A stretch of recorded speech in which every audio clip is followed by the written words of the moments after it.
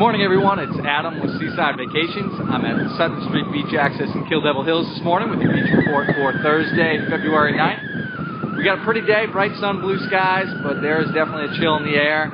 Temps are going to get up to about the mid-50s today, but we've got a strong wind out of the northwest blowing at about 10 to 15 miles per hour, so that's adding a pretty good wind chill to the day.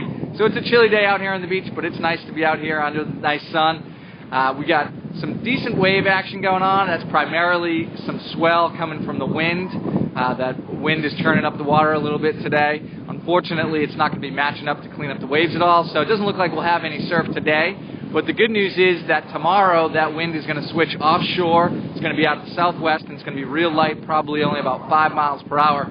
So tomorrow morning, it looks like there could be a decent shot for longboard waves somewhere between the knee and waist-high range. That'll fade throughout the day, but it should be clean throughout most of the day. So it could be a good day to get out there with your longboard.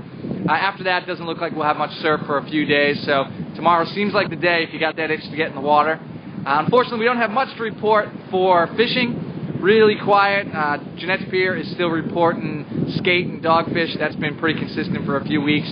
Other than that, we've got some offshore fishing for tuna, both bluefin and yellowfin. But that's about it. Really pretty quiet on the fishing scene these days.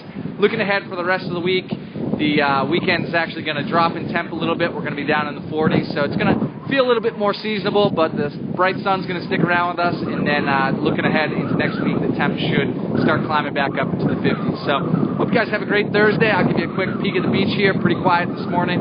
If you're thinking about coming down, please give us a look. OuterBanksVacations.com. Thanks. Have a great Thursday.